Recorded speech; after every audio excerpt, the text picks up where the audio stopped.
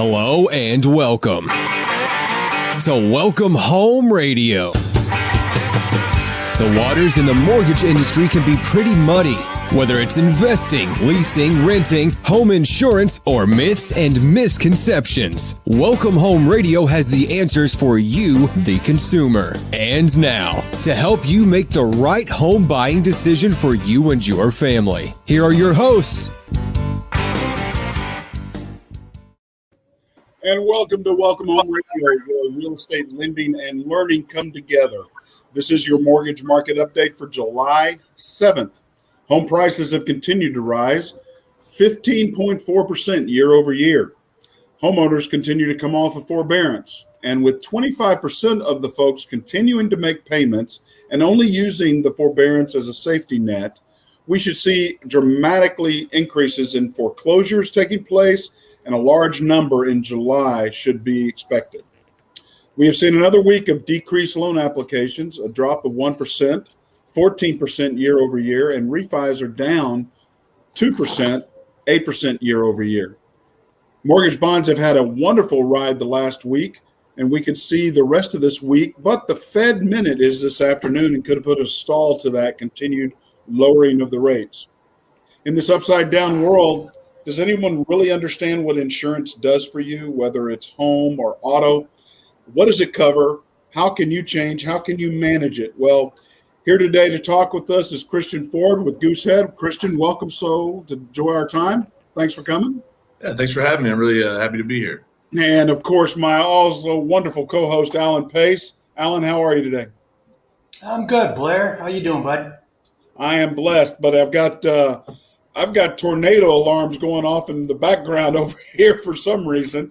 I'm sure they'll figure out what's going on. I'm looking at the weather going, what tornado could be happening? They practice on sunny days, sometimes at noon, sometimes at 1 p.m.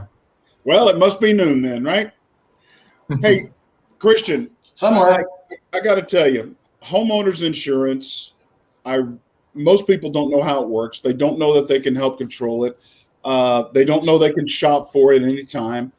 But the big thing that I'm trying to understand, what does it cover? Because if I look at things and I expect, okay, anything that happens to my house, a repair, my yard, structures, I'm expect replacing of belongings.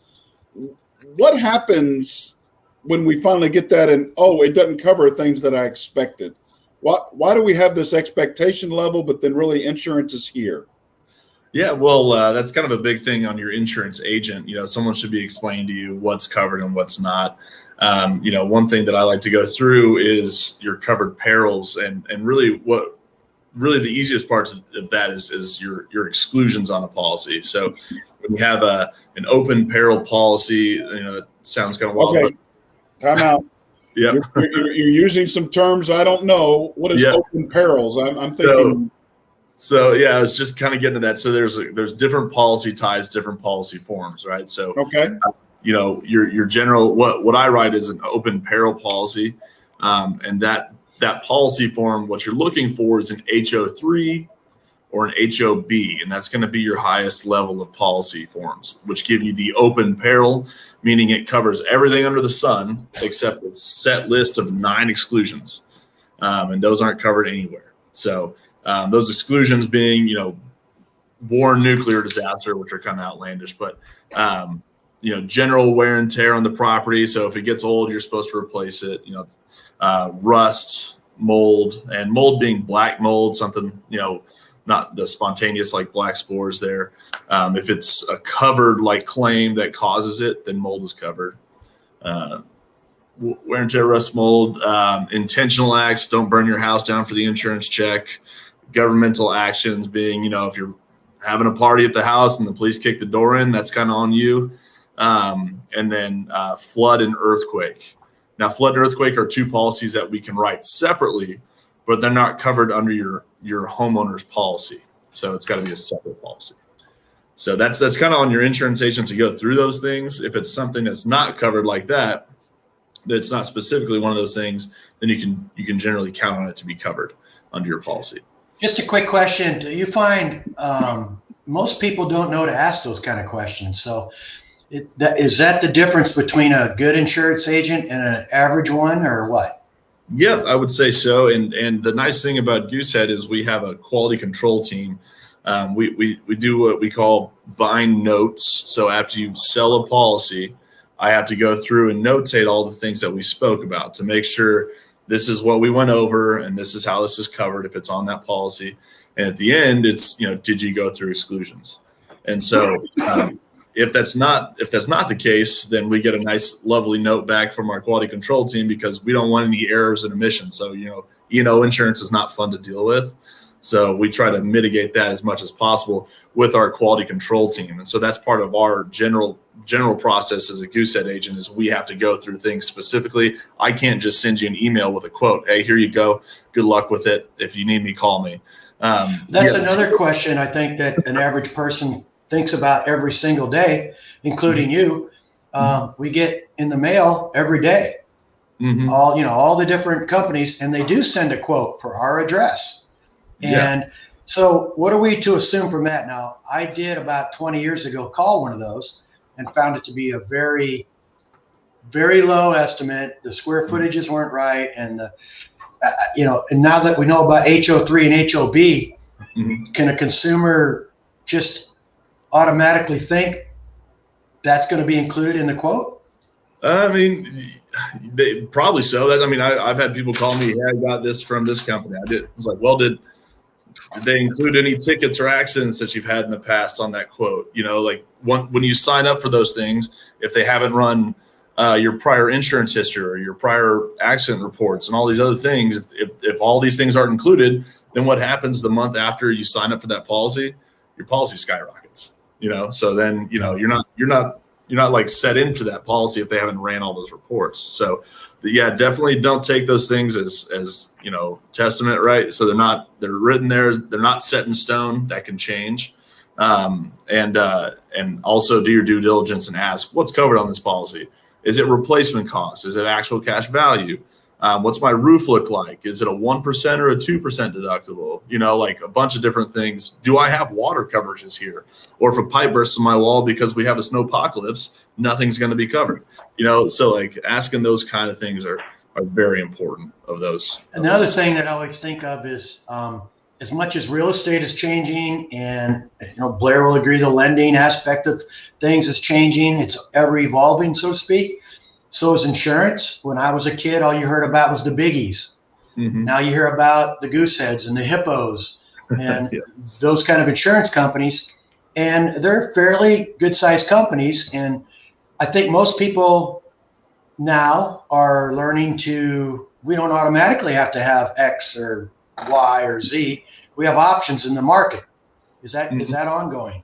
Yes, it absolutely is. Now, it's one thing when you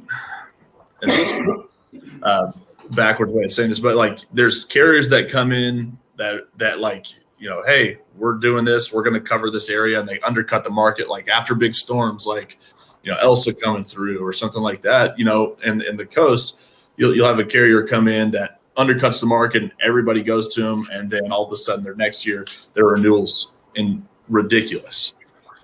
And so that happens from time to time. But the nice thing about us is we do our due diligence when it comes to background checking. Hey, is there good underwriting rules? Are they just going to cancel your policy? Like, do we agree with how they pay out on claims? And so when you have a good like independent, that has market share with their carriers, that there should be some good background checks on all the carriers that they write with. But yeah. One of our good listeners has asked some questions here, and there's some very good ones. One, short of hiring vendors who are insured and bonded, does my home insurance cover a vendor who becomes injured while on my property? My outlaws. David, you're funny. Are you talking? Is this talking like a vendor, like a roofer, a lawn care, a pool, a plumbing, landscaping, whatever? If they're on my property and they get injured, does my home insurance cover me for that? And in any way? Yeah. So your liability covers you there. Now there's some different things that come into play there. Your landscapers, they should have a general liability, like coverage. They should have different coverages for their commercial stuff. If you've hired them, Well, that needs to be a question we're asking anytime we do hire somebody. Exactly. Yeah, I would definitely ask them. But in general, yes, your homeowner's insurance does cover you, not only on the property, but if Blair, I know we're great golfers, but if I hang one left and I hit someone in the head with a golf ball or a knee, maybe, I don't know, then would you like me to get him on the phone? Maybe we should. Then your liability coverage actually covers you there as well. It just doesn't cover you when you're at work because that's commercial or corporate insurance covering you. It doesn't cover you in the car because that's when your auto insurance covers you. I think David's got a good question there because so many people in Texas, all of us, in fact, have hired, the two guys in a truck to trim our trees because it's half the price of the big guys or whatever. You get a quote for $3,000 to cut down one tree, and then somebody else comes in and does it for $1,200. So, and bar English or Spanish, or you have to communicate with them. That's a question needs to be asked. Yeah, it definitely is. Definitely make sure you're covering all your bases, and that when it comes to that, if it's your fault, if you've left some kind of contraption outside that causes harm to people, and it's there, and you haven't warned somebody, that might come underneath your thing, but their insurance should hopefully cover them if you've taken all the precautions. And what if somebody says, no, I don't have, our guys aren't covered, we're out here just trying to make a buck, but we'll do a good job, sir, and all that stuff, and then he falls out of your tree. How's that work? Yeah, I would have him sign something like, hey, waive all litigation, and I'm okay to pay you for whatever services you're going to do, but if something happens that causes you harm, you're not covered on your own insurance, and I won't cover you on mine. And so sign here. There's a good tip. That's a great tip. Yep. Let's go back. Let's go back real quick and talk about. You said some things that if I look at a policy and I'm willing to take some risk in my policy to pay less liability or less cost. What are those things that I have the ability to take risk on, and what are those things that the lender says, no, you can't take risk, this has to be it, and this is it? What are those things so our audience understands? Because so often we think, somebody quotes us and, well, that must be what it has to be, so I have to pay it. And I'm like, no, we need to know the difference between a 5% deductible, 3%, 1%, or 2%. Those are things that you have a choice in. So help our audience understand that. Yeah. So, when it comes to North Texas, if we're talking the DFW market, a lot of carriers are going to 2% wind and hail deductible requirement. Not everybody, but a lot are. So meaning I have, just for simple math, I've got $100,000 in coverage on my home.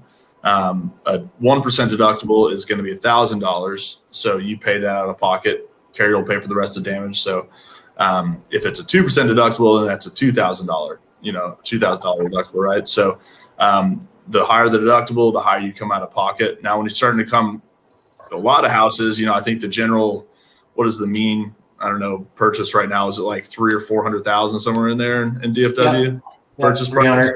Yeah, if you're talking, if we're covering the purchase price, then you're looking from a $2,000 deductible to a $4,000 deductible, or a $6,000 or $8,000, depending on the percentage up. So if a good thing to ask is, what are my deductibles? Can we keep them at 1%?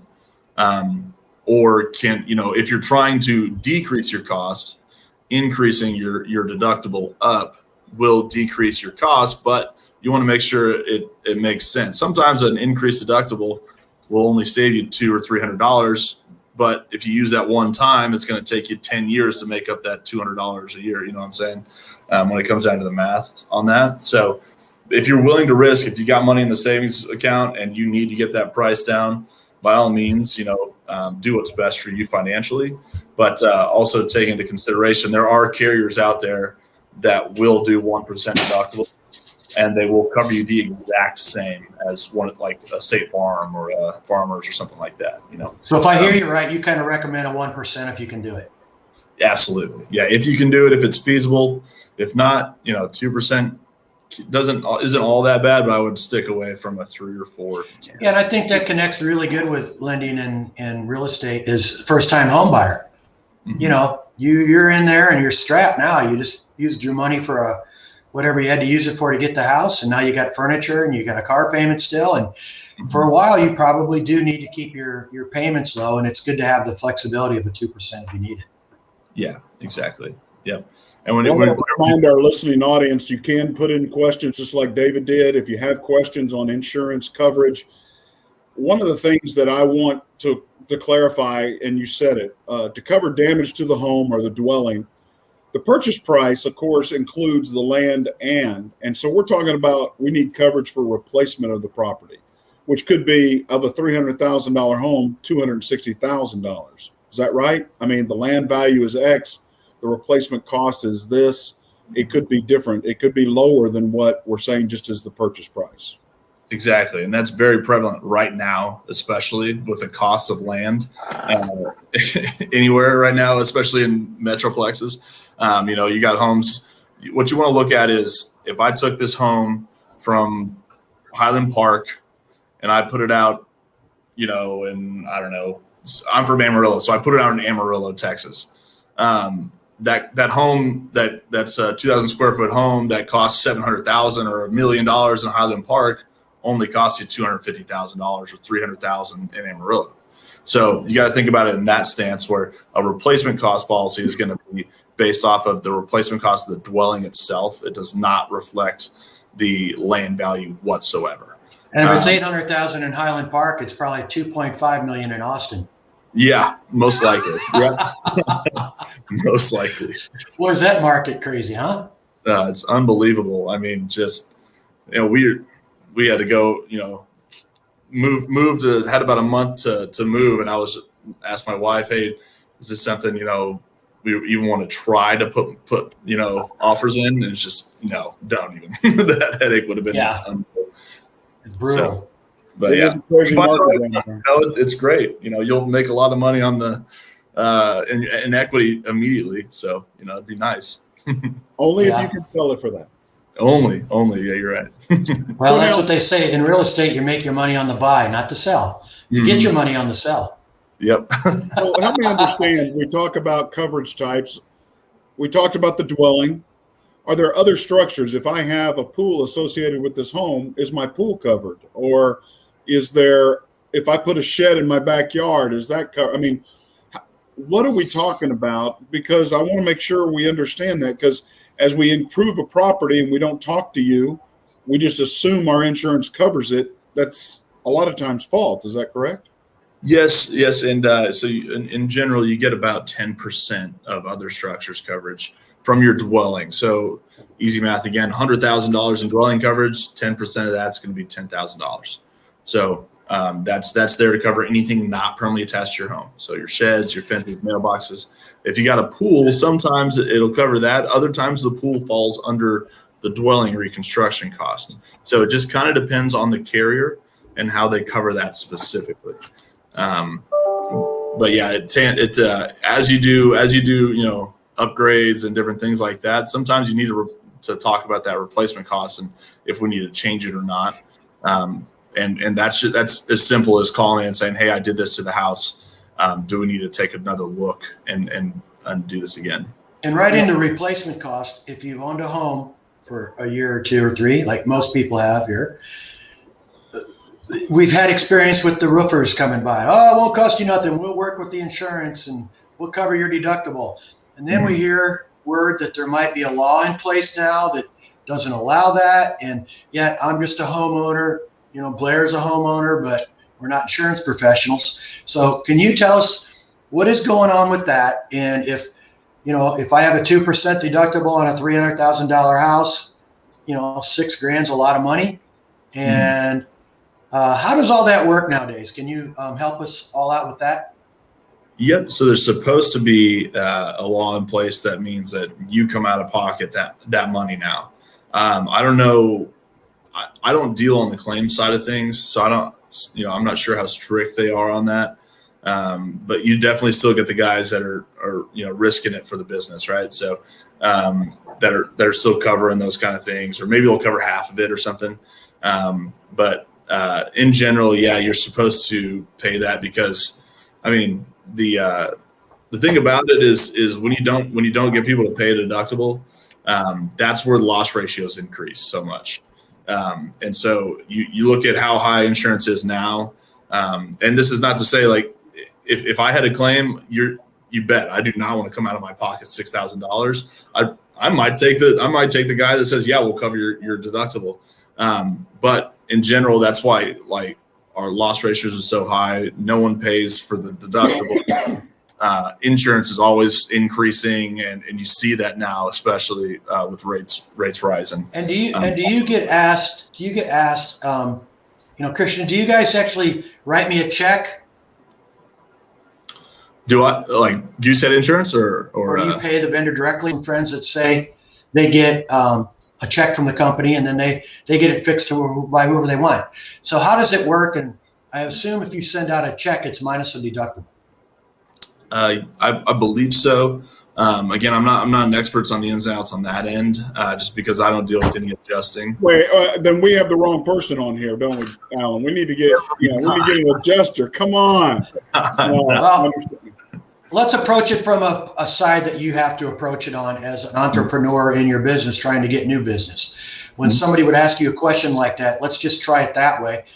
I know you maybe have to put somebody in touch with the claims expert or whatever, but I know I asked that question because I got enough friends that just go, oh, they just send me a check, and I haven't even fixed it yet. And on a seller disclosure in Texas, it's a specific question on a homeowner. When you're filling out a seller disclosure, have you ever not made a repair? You've collected benefits from an insurance company. So we run into that as a realtor, and I know as a lender, he hears it. So how do you handle it as an insurance agency rep? If somebody's not get a check, if somebody's going to get a check or not, when they ask you that question, what do you tell them? Yeah. Can I ask a question here real quick along with that, Christian? Is you run a clue report on every property that you have. So you see what claims, and you can also look and see what if they have or have not committed to those, right? Right. Yeah. So, I mean, it's if someone's asking, do I get a check from the company? How's this covered? Like you're going to get the checks. And a lot of the time what I've seen is it's more than what the repair costs. So then you just send the invoice in for the repair once it's done, and then they know it's finished. They don't ask you afterward. But it's, you can kind of do with it what you will there. They think it's going to cost this much. And if you need to fight that, then a lot of the time they'll increase it if you can show proof. If not, a lot of time they just send the check, and that's what the number is. And Blair, you made a really good point, Blair, on the clue report thing. And just as a real estate tip for any newbies that are listening, a lot of people just do it on the buyer side. But if you're going to represent a seller, you really need to have them do their own clue report so that they're not inadvertently making a mistake from the seller before them or their own time frame. So that's just a little tip. I think a lot of new realtors don't do that, and you should do that. Well, and another thing that you have to understand, if the home has a mortgage, you are paying a lender your mortgage monthly payment. You receive an insurance check on a roof repair or some repair to the dwelling. Guess what has to be done to get that money? It's written to both of us, right? Right, Christian? Yep. It's written to the lender and the owner of the home. So you cannot cash that check without our endorsement. So you have to understand, if you're a first-time home buyer, as Alan was talking about, that has to be endorsed by your lender as well as you to be able to cash that check. Because and while you're on it, it's also a reverse mortgage. Same thing. That is true. Very true. So this is a good learning time. Now, here's a question David added in there. They're buying a home. They're adding an extra driveway to accommodate an RV. I mean, how do these type things increase, decrease, or change your insurance policy? Well, when you talk about extra driveway, that falls under other structures a lot. So if you want to increase your other structures, then we can always up that to make sure it is adequate enough to if something needs to happen or somehow the extra driveway gets broken up and needs to be repaired or something, that'll fall under your other structures coverage. Now, I also know personal property. things that are put inside the home that are not a part of the dwelling but my personal property, is there a standard, or is that selected by the borrower at whatever risk they choose? I want personal property at 20% of the value. I want it at 50. I want it double. I've got mink coats, diamond rings, and a great big, gun collection. By the way, you look good in a mink coat. You got to wear that more often. I got my gold chains and mink coat and everything. How does personal property normally? What's the standard, and what are the flexible decisions that they can take additional risk or no risk on? So in general, most carriers will make you do like a minimum of like 40 to 50% of your dwelling coverage. So again, 100,000, that's 40,000 in contents coverage, or 50,000 in contents coverage. And that's just kind of the minimum. So that's when I go over it and I say, hey, you've got this coverage comes with, 50,000 in contents coverage. I like you to think of that as anything that hits your roof if you flip your house upside down. So clothing, furniture, appliances, kids, no, I'm just playing. And that's all at replacement costs, right? So you got a 2016 TV that gets destroyed in a fire. It's going to give you the 2021 version of that TV. So all brand new stuff.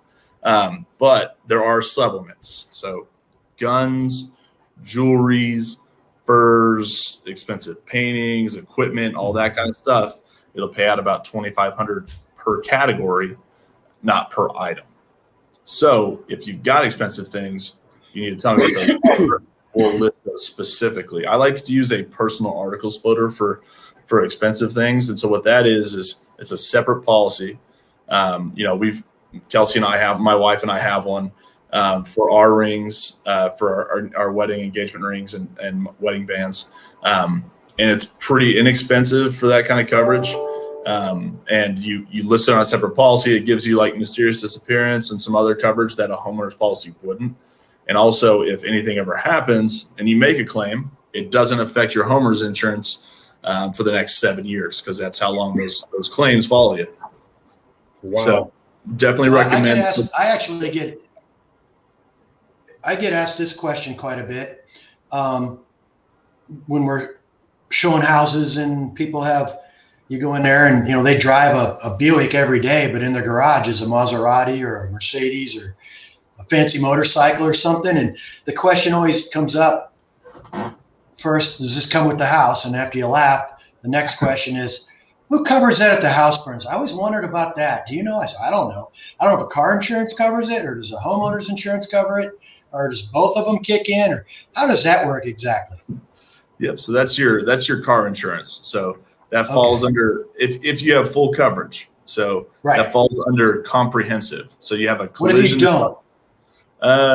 And you're just kind of, up the creek without a paddle there, right? So it's these insurance guys, they always have a way out. It's always if. Well, the thing is that's why they need all them riders for their rings and all their jewelry and stuff. I'm telling you, if you want coverage on an old car like that, that's a show car, it's something like that, then you have a policy written for that as a classic car. And if you want the value out of that classic car, then you have full coverage on it, and that's how it should be written. Now, if it's just sitting in a garage, it doesn't move, you don't want, put comprehensive coverage on it only.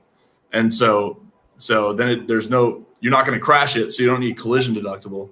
Comprehensive covers anything other than collision. So hail, vandalism, theft, fire, collapse, a bunch of different stuff. Right. So, I would definitely recommend just having comp coverage only. If you have it sitting in the garage. That's good advice. Let's take this a little bit. I didn't know that. We have a lot of dog owners out here, and I've got a dog. My dog happened to bite somebody coming in our backyard. What's the liability coverage that we have on an animal in your household? So it's going to fall under now. Under your it'll go up to your full liability, so $500,000. If someone buys it. Now, I just recently the other day saw the full. It was the $5,000 for medical payments. And so what medical payments to others is if someone is suing you due to injury, that's basically a no fault. Like, hey, here's $5,000, leave me alone. You can use that basically for anything. And then if that's not enough, that's where your liability kicks in. So that $500,000 for most people. Now, I always recommend $1 million umbrella. So that's 1.5 million in liability total. But I saw a claim that was $5,000 medical payments to others, 500,000 in liability. Someone got sued, and it's from a dog bite. So if it depends on the dog too. So, Chihuahuas, which are pretty vicious in my book. The only time I've ever been bit and bled was from a Chihuahua. But like little dogs, golden retrievers, those kind of things. I thought you were a big guy. I know, right? Got me right in the pinky toe. There's an exclusion on vicious breed list. Now, I'm not sitting here saying pit bulls are all bad. It's totally up to the owner. I love pit bulls if they're good dogs, but they have a more tendency to bite people. German shepherds can't be on that list. I know Roscoe. Man, that's just so wrong. If he's fighting you, you're not supposed to be at the house. Exactly. That's Christian. Can you define what a $1 million umbrella means? Yes. So you have when your liability runs out. A lot of the time, this is when it comes to like an auto accident. So you have to have the right type of limits for liability. So what that means is your liabilities, if you're in an at-fault accident, you're liable for the other person's injury, for their bodily injury, their medical bills.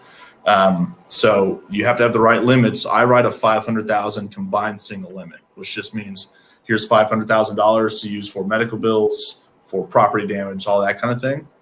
If that expires, God forbid it does. But if it does, and it happens a lot, there's $1 million in extra coverage, which is what an umbrella is. And so that $1 million will keep. I don't think they can take your home in Texas. Okay, yeah.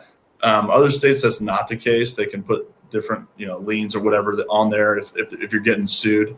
But it protects you and all your assets. In Dallas, there's a lot of $400,000 cars running around, right? $1 million cars. And you'd be surprised how many. Oh, sorry. Go ahead. Yeah, if I'm in my Jeep and it's my fault, and I have the 100, 300, 100 thing or whatever that is, I could be in trouble, right? Absolutely, could be in trouble. In some form or fashion, they're going to get something out of you. If they needed extra, and again, I'm not specific on how that happens or what they can do to levy and different things, but you'd be surprised how many people drive around with 30, 60, 25 limits, which is your state minimum limits. Can you imagine hitting somebody and they have to stay in the hospital for more than a day or two? How far do you think $30,000 goes if that happens?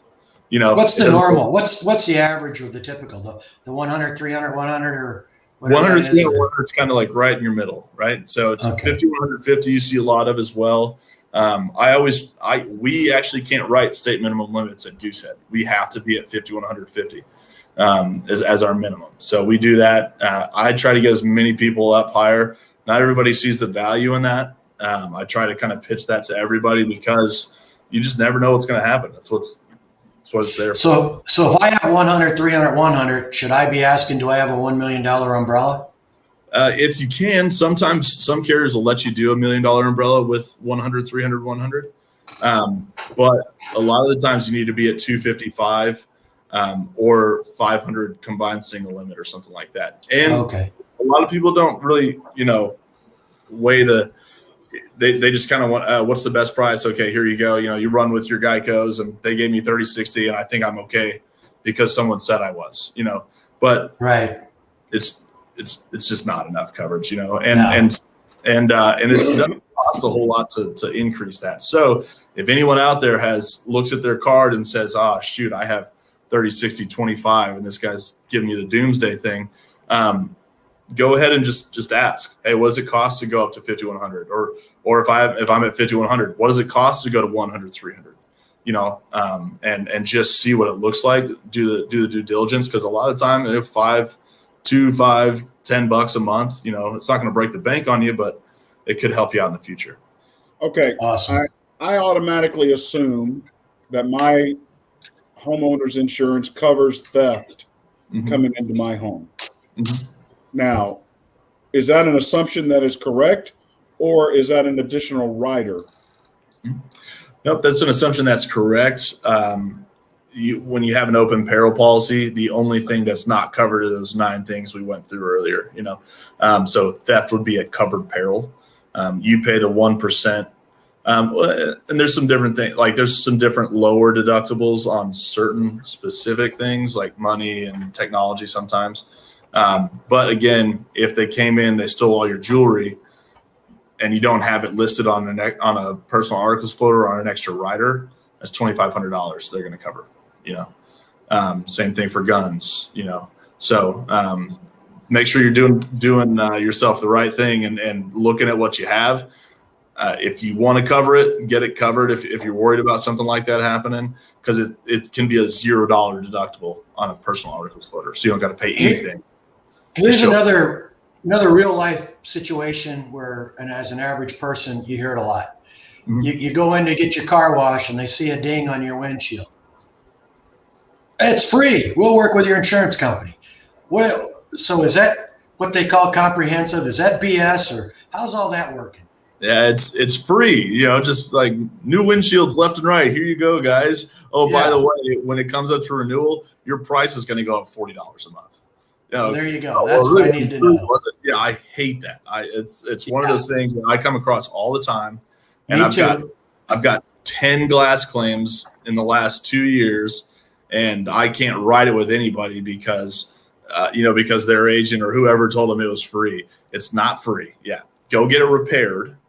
Go get it repaired on your own dime. It's going to cost you $25 to get it filled, or whatever it is, $15 to get the ding filled. If you need a new windshield, use your insurance for the entire new windshield. But until that time, I just bought a car March 24th. I have 2 huge chips in my windshield already, and I am not happy about it.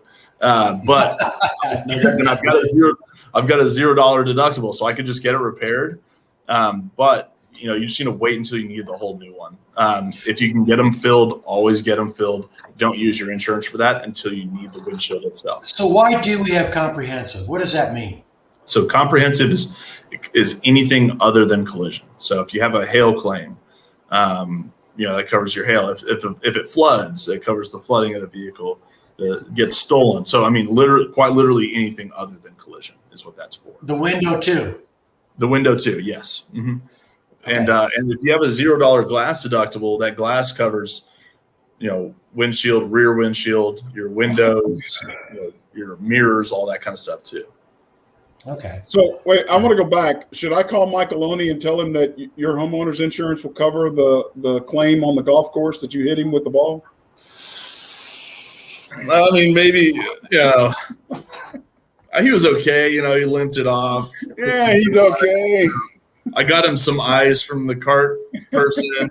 It was okay. Hey, Blair, do you remember about 2-3 months ago, and we played on that kind of a cool day, and we went to that one green, and on that house was like 5 broken windows. And it looked like oh my God, it looked like the thing just got killed. And of course, we brought up insurance, and then we were kind of proud we didn't hit the house.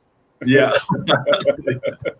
Yeah. I would have just full sent one into the house. That's my MO, So Christian doesn't know how to swing easy. He can swing hard or not swing at all. That's the point of golf. If I can't hit it far, there's no point, right?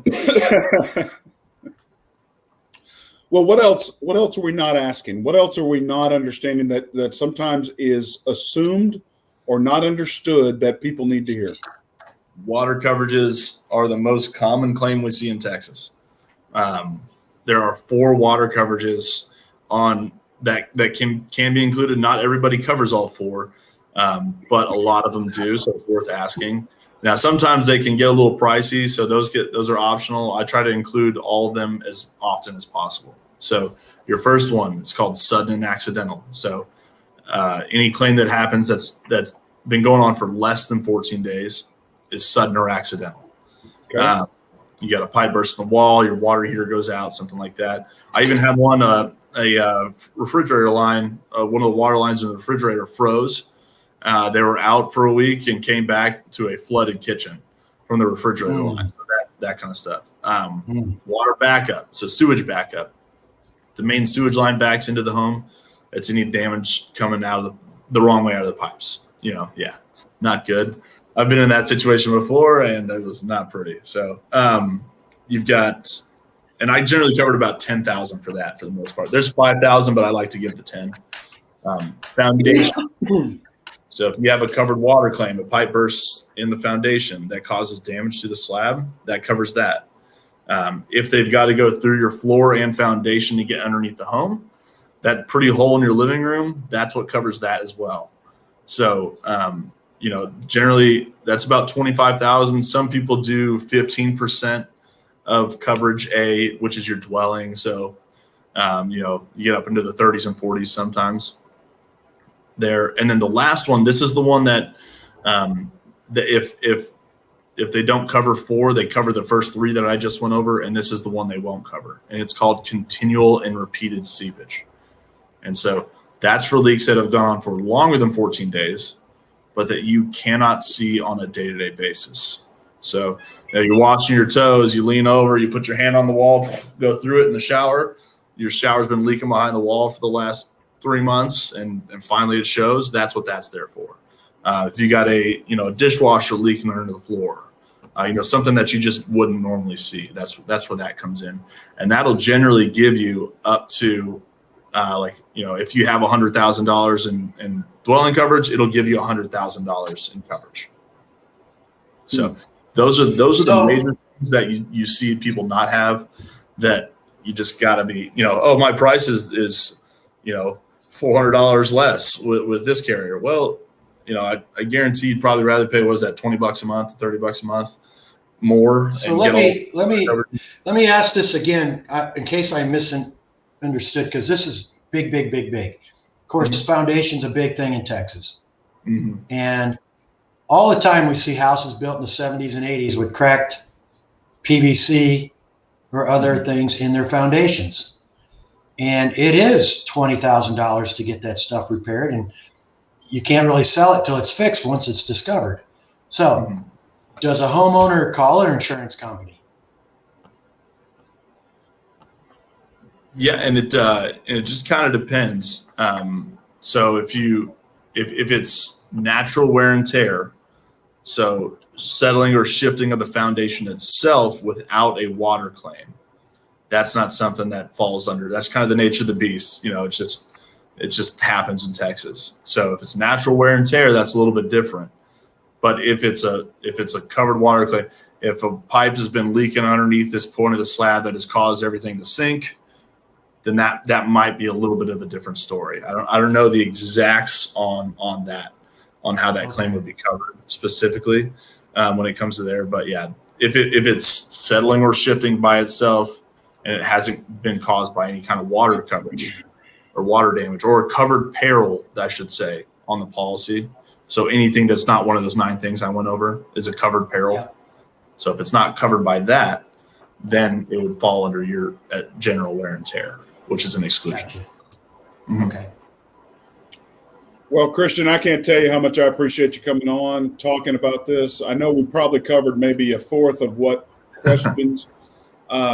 Folks out there, please listen. If you like us, share us, get it out there. If you have questions more, David, we thank you for asking your great questions. I know we didn't get to all of them, but I appreciate you being here, and I hope that some people were able to clarify. Maybe they need to relook. So how do they get a hold of you if they wanted to ask you some more questions? So my email is Christian with a K, Kristian, Ford, like the truck, FORD, @goosehead.com. My number, 214-838-5482. Always call me directly. That's never a problem. I'm more than happy to take a look and see if I can, put you in a better place. If I can't find you for a better price, I can definitely most likely find you the same price for better coverage. So more than happy to make sure you're in the best spot, or if I can put you in a better place, I'll do it. Well, thank you again. I just want to thank everybody listening, and I'm Blair Thomas. I'm Alan Pace. God bless. Have a great rest of your week.